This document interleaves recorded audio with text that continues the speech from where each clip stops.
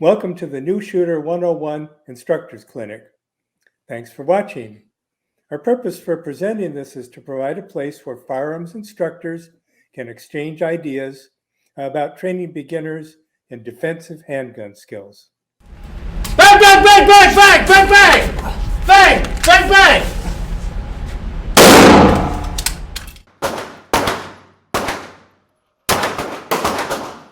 Today we're talking with Jeff Bickford and Wu Chin. Thank you guys for joining us today. They're firearms instructors with ADTA, which is the Armed Defense Training Association.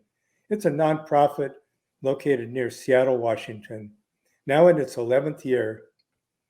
So Jeff is a chief instructor for the organization, and Wu is their training director. We just saw a clip from the video we're going to be discussing today. And Wu and Jeff are going to provide commentary on this, in particular, what skills the trainees learned, or the trainee in this case, and discussion about the methods used. And what's funny is the trainee is actually our instructor here, so he's playing a little bit different role in the video. So Jeff, would you like to say a few words before we run this video? Yeah, sure. Thanks, Ed. So this drill is, or video is showing some drills about shooting in alternate positions, mostly, laying down in various positions. The reason why you would want to do this, learn how to do it, is if you're, in an altercation or trip or need to go to cover, and you can't shoot from a standing position, you need to know how to get to the gun and use it effectively against a deadly threat.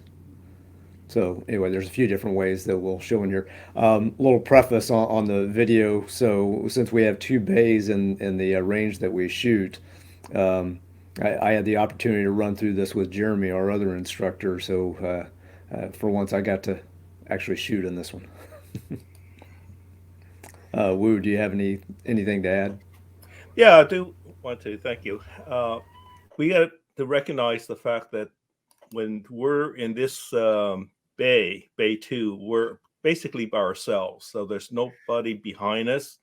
So when Jeff is laying down and drawing, there's nobody he's going to be muscling.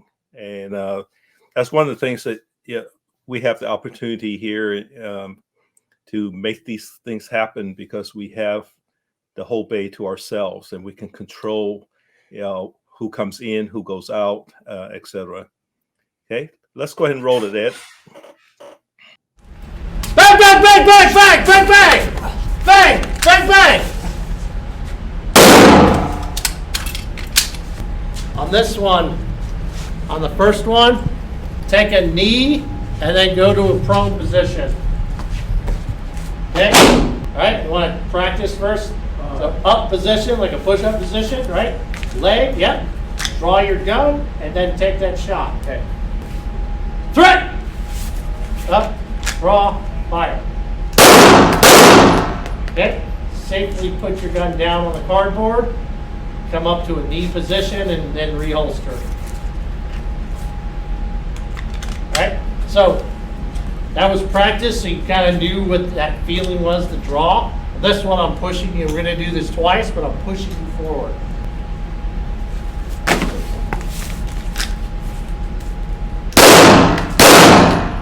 All right, put your gun on the thing, get up, safely reholster. So a couple of things to say about this one. The fact that Jeremy was shoving me down in this case is really something to add to the, intensify the experience of the drill. What we're trying to simulate here is, maybe you were running or something, and you fell forward. Anyway, if you just kind of go down on your own, you're a little more ready for it. So, we try to impress upon the trainees that are going through this that, your heartbeat is going to be pumping or whatever. So that sort of intensifies the effects when he shoved me down there.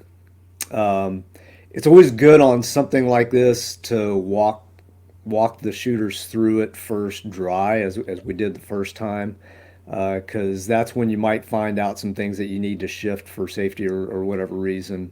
or just get your positions down. Anyway, I think that was a pretty effective demonstration of that. Would you have anything to add? Yeah, I do. You notice how Jeff fell forward with his arms bracing himself. There are going to be people, the whole idea here is doing it slow and dry first before you actually push them down hard. Is the fact that some people may or may not be able to control their nose and their chin from hitting the floor. So in martial arts, what we do is we tell them to turn their head. So if they do fall, they're going to hit here instead of their nose and their eyeglasses and such. So during that training, ask people how comfortable they are falling forward and have them slowly go down. And if they need to, turn their head and then come back up. Okay? Oh, yeah, that's a great point. I understand your audience and know their limitations. Ed, go ahead and roll it. This is the same drill, right? So someone's pushed you and you fell back. So hands like a natural body falling back, hands out, slap the ground to catch yourself.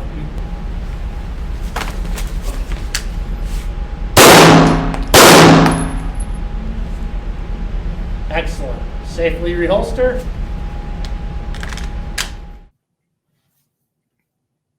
I really have to remember to unmute. that one was the same thing. Similar condition, although the opposite direction, where probably you were having an altercation with physical altercation with the person who's the bad guy, and they may have shoved you back, or maybe you were backing, trying to get away and fell down, but still had to use your gun because of the threat of deadly force. In this case, you see, you can still quickly get to the firearm and engage it and get on target quickly. This one's a little easier to employ if you do have other people around. If you don't have the ability to have just one person at a time in the bay, because the muzzle is controlled a little bit better. One of the things here is you notice Jeff kept his foot to the left so that when he's drawing the gun out, that foot is not in the way. And the other thing too is when he's shooting, he kept the feet down onto the ground instead of bringing his knee up. And I noticed that some beginners like to bring their knee up in order to stabilize themselves, and they can very easily muscle themselves and maybe even shoot themselves. So as instructors, you want to maintain the proper protocol and the safety aspects of your drill. Okay. Anything else, Jeff? Otherwise, we'll have Ed roll it. Nope. Let's keep moving. All right. So this action, I want you to start over here. You're gonna be shooting at the legs under a car. You're basically walking through a parking lot and someone's rapid firing. Your job is to get down and under. Then you think, hey, I can take this guy out, or try to take the guy out from underneath the car. So basically what you're doing is you're coming forward, you take a knee, right?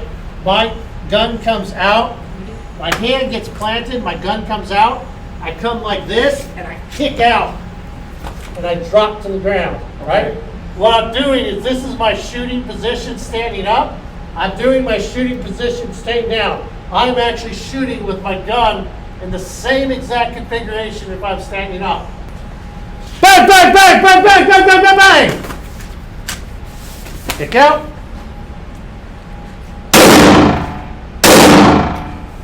All right, assess, take it up to a knee, reholster. Okay, go ahead, let's reset, do the drill again.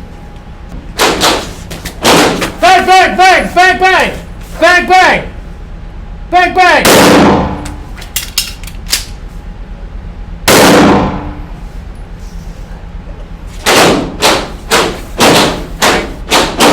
Let's get clear.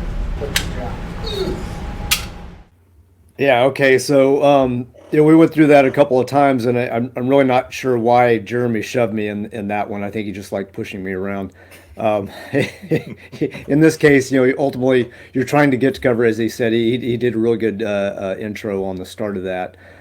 Get down, get low, to a position where you have good coverage and can see the threat. In this case, the prop that's being used there at the very end is a couple of shoes with some wooden legs to represent all that you can probably see from the guy. You know, he can't really see you very well, but you can at least injure him to the point where he'll reconsider shooting at you again. So you know, to that point, the use of props with really basic stuff, you can make this an effective tool. Cardboard cutouts for the vehicle also work well if you don't have a lot of resources there. One thing that we did that's useful to keep the drills going and evolving is, you notice we worked in a tactical reload in the middle of that.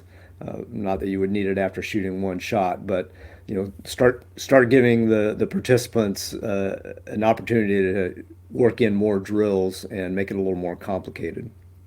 Woo?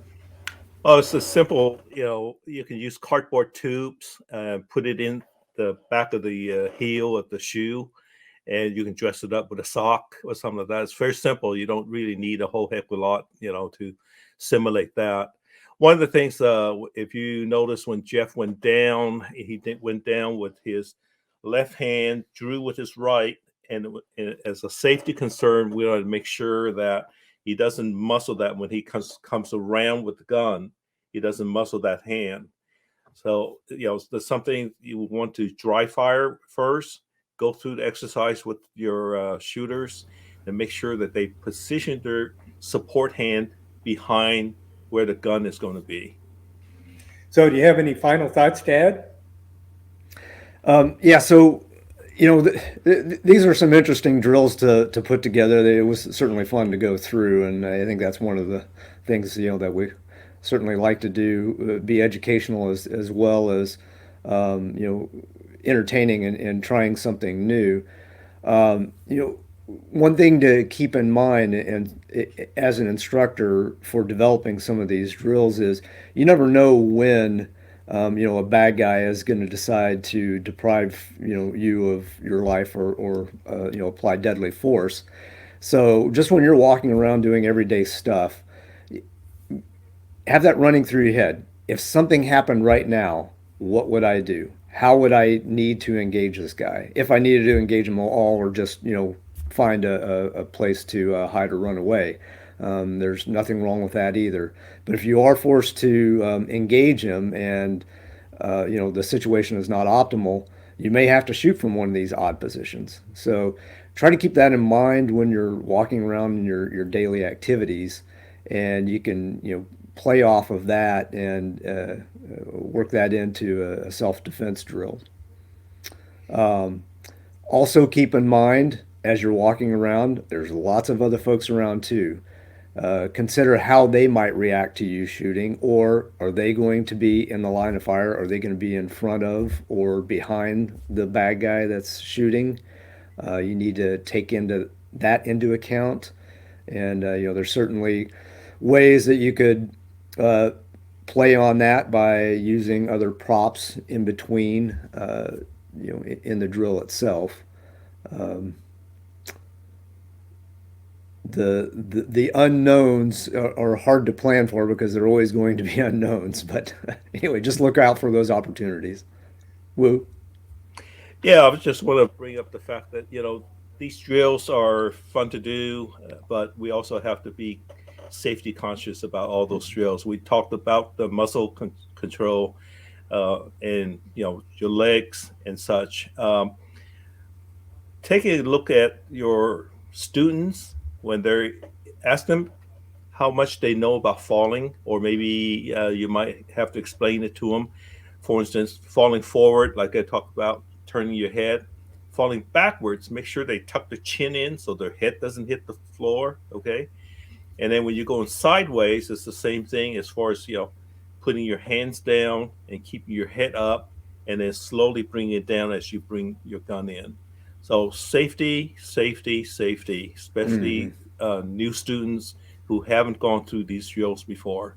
Go slow, you know, take them step one, step two, step three, and then progress there into more quicker movements, more realistic movements. Okay? Great points. Got anything more? Nope. We're good. All right, thanks, guys. This was a lot of fun to watch. Jeff, I like watching you being thrown on the floor.